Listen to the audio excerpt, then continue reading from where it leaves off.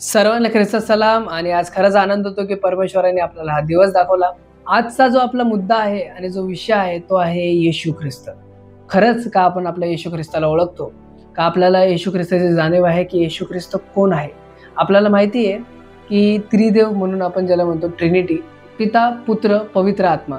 पण त्याच्यामध्ये येशू ख्रिस्त किती महत्त्वाची भूमिका तो निभावतो. परमेश्वर येशू ख्रिस्त जो आहे तोच आपला देव आहे. ते आपल्याला कसं कळतं? आणि आपल्याला हे सांगायचं असेल, ह्या जगाला आपल्याला जर दाखवायचं असेल की खरंच परमेश्वर आहे, येशू ख्रिस्त जो आहे तो ह्या जगात आला आणि आपल्यासाठी आला, मरण पावला आणि पुन्हा तिसऱ्या दिवशी तो उठला आणि स्वर्गात गेलेला आहे आपल्यासाठी जागा बनवण्याकरिता. प्रथम आपण सुवर्णवचनाकडे जाऊया. रोमकरास पत्र याचा 8वा अध्याय 34वं वचन सांगतं, तर दंडज्ञ करणारा कोण? जो मेला इतकेच नाही तर मेलेल्यातून उठला आहे, जो देवाच्या उजवीकडे आहे आणि जो आपल्यासाठी मध्यस्थी करीत आहे, तो ख्रिस्त येशू आहे. ह्या वचनामध्ये सांगतं प्रियांनो की परमेश्वर येशू ख्रिस्त आपल्यासाठी परमेश्वराकडे मध्यस्थी करतोय की आपल्यासाठी, आपल्या पापांसाठी तो तिथे आपला वकील बनून उभा आहे की आपले जे पाप आहे ते आपण ते आपल्याला त्या पापांची क्षमा मिळावी आणि आपण ते परमेश्वराकडे क्षमा मागावी. आणि जेव्हा आपण येशूचं नाव घेतो की येशू ख्रिस्ताच्या नावात आम्ही मागतो म्हणून तो ऐक, म्हणजे आपण येशू ख्रिस्ताला मध्यस्थी ठेवून ही प्रार्थना करतो की येशू ख्रिस्ताला आम्ही त्या गोष्टीसाठी निवडलेले की आमच्या पापासाठी तू परमेश्वराकडे मागणी कर की आम्हाला तो क्षमा करेल. आमेन. पुढचं वचन जर आपण बघितलं, आपल्याला जर जाणून घ्यायचंय की येशू ख्रिस्त माणूस म्हणून या जगावरती आला. ह्युमॅनिटी ज्याला म्हणतो आपण.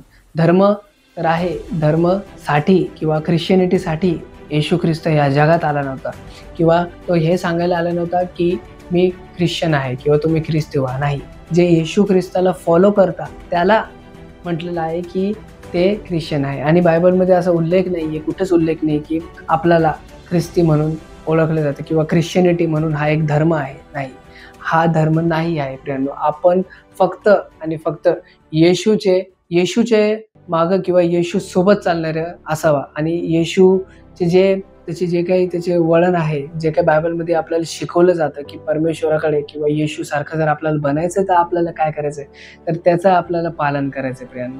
पुढचं वचन जर आपण बघितलं, योहान 1 त्याचा पहिला अध्याय आणि तिसऱ्या वचनामध्ये सांगितलेलं आहे. योहान याचा पहिला अध्याय 3रं वचन सांगतं, सर्व काही त्याच्याद्वारे झाले आणि जे काही झाले ते त्याच्या वाचून झाले नाही. जर आपण पहिल्या वचनापासून जर बघितलं, पहिलं वचन पण आपण बघू. प्रारंभी शब्द होता आणि शब्द देवासह होता आणि शब्द देव होता. तोच प्रारंभी देवासह होता. सर्व काही त्याच्याद्वारे झाले आणि जे काही झाले ते त्याच्या वाचून झाले नाही. त्याच्या ठायी जीवन होते व ते जीवन मनुष्य मात्राचा प्रकाश होता. परमेश्वर जेव्हा येशू आला आणि येशू जेव्हा म्हणतो की मी अब्रामाच्या पहिलं होतो, तेव्हा तो खरंच सांगतो की तो अब्रामाच्या पहिलं होता. इथं वचनामध्ये सांगतो जेव्हा शब्द होता तेव्हा तो होता. इथं इंट्रोडक्शन दिलेलं आहे, योहानाने इंट्रोड्यूस केलेलं आहे येशूला की प्रारंभी शब्द होता आणि शब्द देवासह होता आणि शब्द देव होता. जेव्हा परमेश्वराच्या मुखातून शब्द निघाला, ज्या दिवशी शब्द निर्माण झाला त्या दिवसापासून परमेश्वर येशू आपला परमेश्वरासोबत होता. आणि जेव्हा ह्या भूतलाची जेव्हा निर्माण झाली तेव्हा त्या एदेन बागेमध्ये चालत होता.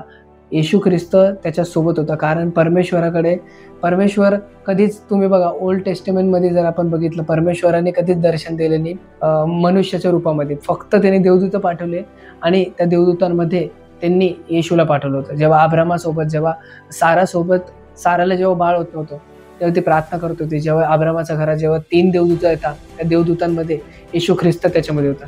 येशू ख्रिस्ताला त्यांनी आमंत्रण दिलं होतं. जेव्हा आदाम त्या बागेमध्ये चालत होतं, जेव्हा आदामाने पाप केलं होतं, जेव्हा तिथं येऊन जेव्हा तो आवाज तो ऐकतो, आदाम तू कुठे आहे म्हणून, तेव्हा आदाम ज्याच्याशी भेटतो, ज्याच्याशी बोलतो, तो येशू ख्रिस्त तिथं उपस्थित होता. म्हणजे आपल्याला ही गोष्ट जाणून घ्यायचं महत्त्वाचं आहे की हे वचन किती महत्त्वाचं आहे आपल्यासाठी. जेव्हा आपल्याला कोणी विचारते की तुम्ही येशूला महत्त्व देता, येशूला पुढे ठेवता, पण येशू खरंच आहे का? त्याचं जर आपण पुस्तकापासून जर काढून बघितलं प्रियांनो, तर त्याचे जे काही त्याच्यामध्ये नॉलेज आहे किंवा जे काही आपल्याला त्याच्यामधून भेटतं, पुस्तकामधून जे माहिती भेटते की परमेश्वर खरंच होता, येशू ख्रिस्त खरंच या जगामध्ये आला आणि या जगामधून तो गेला, तर हे वचन सुद्धा आपल्याला सांगते. जेव्हा येशू ख्रिस्त क्लेम करतो की मी अब्राहमा पहिलं होतो आणि जर तुम्ही मला ओळखता तर तुम्ही देवाला ओळखता, त्याचा अर्थ काय प्रियानो? तो याच्यामध्ये सांगायचा हे प्रयत्न करतोय की मी स्वतः मनुष्य रूपी देव होतो आणि जेव्हा तो मनुष्य होता, जेव्हा त्यांनी 22 वर्ष, 23 वर्ष, 30 वर्षापर्यंत जेव्हा तो ह्या भूतलावरती होता, तेव्हा त्याच्याकडून शिकण्यासारखं आपल्याला हे प्रियानो की तो मनुष्यरूपी असताना सुद्धा त्यांनी पाप नाही केलं. आणि जेव्हा ह्या पुस्तकामध्ये सुद्धा, बायबलमध्ये सुद्धा आपल्याला हे शिकवलं गेलेलं आहे की आपल्याला मनुष्य म्हणून कसं जगायला पाहिजे, आपल्याला हे शिकवलं जातं. आपल्याला येशू ख्रिस्तावरती विश्वास ठेवणं तर महत्त्वाचं आहे, पण मनुष्य म्हणून आपण किती गोष्टी करतो आणि काय करतो आणि आपण कोणाकोणासाठी करतो हे आपल्याला बायबल शिकवतं. पुढचं वचन जर आपण बघितलं तर योहान 10:30 ह्या वचनामध्ये आपण बघूया. जर आपल्याकडे बायबल असेल तर आपण बिलकुल काढा आणि जर तुम्ही हा व्हिडिओ बघत असेल तर आमच्या चॅनलला सबस्क्राईब जरूर करा की आमच्या चॅनलवरती भरपूर गाणे आणि मेसेजेस येत असतात, डेली बायबल वर्स आमच्या चॅनलवरती असतात. तर प्लीज आमच्या चॅनलला सबस्क्राईब करा. योहान 10:30 आपण बघूया. योहान 10:30 सांगतं, मी आणि पिता एक आहोत. इथं बघा, परमेश्वर त्याच्या शिष्यांना सांगत असताना काय सांगतो की मी आणि पिता एक आहोत. पुढचं वचन जर आपण बघितलं, कलसेकरास पत्र याचा पहिला अध्याय 13 वचन आणि 14 वचन. कलसेकरास पत्र याचा पहिला अध्याय 13 वचन आणि 14 वचन सांगतं, त्याने आपल्याला अंधाराच्या संतेतून काढून आपल्या प्रिय पुत्राच्या राज्यात आणून ठेवले. त्या पुत्राच्या ठाई खंडणी भरून प्राप्त केलेली मुक्ती म्हणजे आपल्या पापांची क्षमा आपल्याला मिळाली आहे. परमेश्वराचं वचनामध्ये, कलसेकरास पत्रामध्ये परमेश्वराचं वचन सांगतं प्रियांनो की आपल्या पापांसाठी त्यांनी प्राण दिलेला आहे. ह्या जगामध्ये तो आला, त्याचं काही कारण होतं का? तो आपल्यासाठी मरण पावला, त्या गोष्टीचं काहीतरी कारण असेल. त्याला वाईट वाटत असेल की आपले जे मुलं आहेत ते कोणत्या रस्त्याला चाललेले आहे, कोणत्या गोष्टीत चाललेले आहे, आपण किती पापात चाललेलो आहे आणि त्या पापातून निघण्यासाठी तो इथपर्यंत आला आणि आपल्यासाठी त्याने जीव दिला. आणि ते जीव देण्याचा कारण फक्त आणि फक्त ही जी दुनिया आहे प्रियांनो, ही दुनिया तर संपणार आहे, पण त्याचे लेकरं संपायला नाही पाहिजे. आमेन. परमेश्वर येशू आपल्यावरती एवढा दयाळू झाला की त्याने त्याचा प्राण दिला. आपल्याला त्या गोष्टीची जाणीव आहे का की तो आपल्यासाठी मरण पावला आणि आपल्यासाठी तो पुन्हा येणार आहे आणि आपला न्यायनिवाडा करणार आहे आणि आपल्याला त्या स्वर्गाच्या राज्यात नेणार. जर तुम्हाला हे कळतंय प्रियांनो, तर खरंच आज ही संधी आहे तुमच्यासाठी की तुम्ही प्रार्थना करा, पश्चाताप करा आणि त्याच्याकडे मागा, म्हणजे तो तुम्हाला देणार आणि तुम्हाला सार्वकालिक जीवन प्राप्त होणार जर तुम्ही त्याच्यावरती विश्वास ठेवताय. विश्वास ठेवणं महत्त्वाचं आहे, धर्म पाळणं महत्त्वाचं नाही की तुम्ही ख्रिश्चन आहात, की तुम्ही बॅप्तिझम करायला पाहिजे किंवा तुम्ही त्या गोष्टीमध्ये वाढायला पाहिजे किंवा तुम्ही एक दाखवायला पाहिजे की तुमच्यावरती एक टप्पा बसायला पाहिजे की मी ख्रिश्चन आहे. पण तुम्ही त्याच्यामधून काय शिकता, येशूच्या वचनामधून काय शिकता, बायबलमधून काय शिकता हे महत्त्वाचं आहे. तुमच्यावरती एक शिक्का बसणं महत्त्वाचं नाही, ते शिक्का बसून तुम्ही काय करता.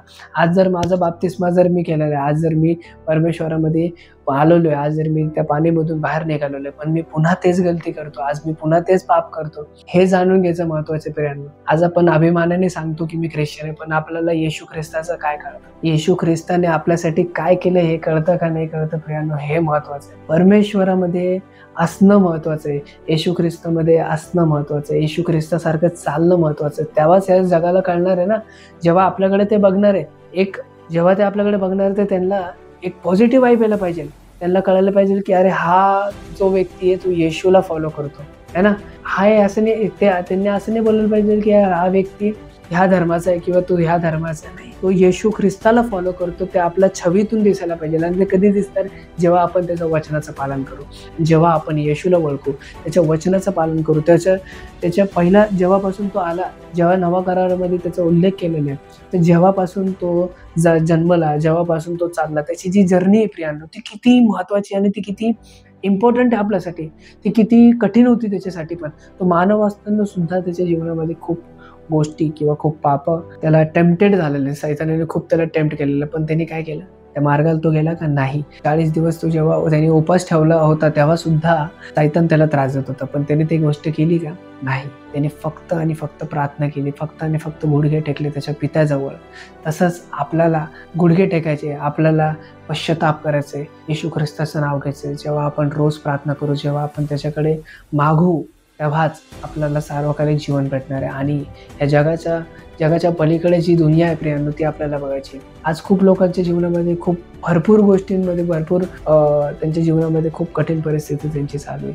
खूप फायनान्शियल कंडिशन त्यांची खराब आहे. निगेटिव्ह वाईब्स त्यांच्या घरात येत आहे. त्यांच्या घरामध्ये अंधकार भरलेला आहे. त्यांच्या घरामध्ये भांडणं चालू आहे. त्यांच्या घरामध्ये शिवागाळा चालू आहे. त्यांच्या घरामध्ये सगळे जे गोष्टी नाही व्हायला पाहिजे ते गोष्टी होत आहेत. त्याचं कारण काय? कारण की तुम्ही बदलता नाही ना. जेव्हा आपण ते प्रयत्न करू की नाही, मी या घरात मी स्वतः चालू करेल, मी स्वतः प्रार्थना करेल, मी स्वतः बायबल वाचेल. जेव्हा तुम्ही ते करणार ना प्रिय, तुमच्या घरामध्ये पॉझिटिव्ह वाईब्स येणार, तुमच्या घरामध्ये देवदूतांचा वावर होणार, तुमच्या घरामध्ये ती गोष्ट येणार, तुमच्या घरामध्ये येशू ख्रिस्ताचं लक्ष असणार. येशू ख्रिस्त तुमच्यावरती खूप प्रेम करतो प्रियांनो, पण फक्त त्याची अट काय की तुम्ही त्याच्याकडे या.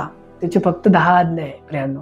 आणि जर तुम्ही 10 आज्ञा वाचले, 10 आज्ञा खूप कठीण नाही आहे. जर आपण प्रयत्न केले तर ते करू शकतो. आणि त्याच्या वचनाचं आपण जर पालन केलं, जर आपण फक्त त्याच्यासारखं बनायचा पण प्रयत्न केला ना, 10%, 15% तर आपण त्याच्या जवळ येऊ शकतो.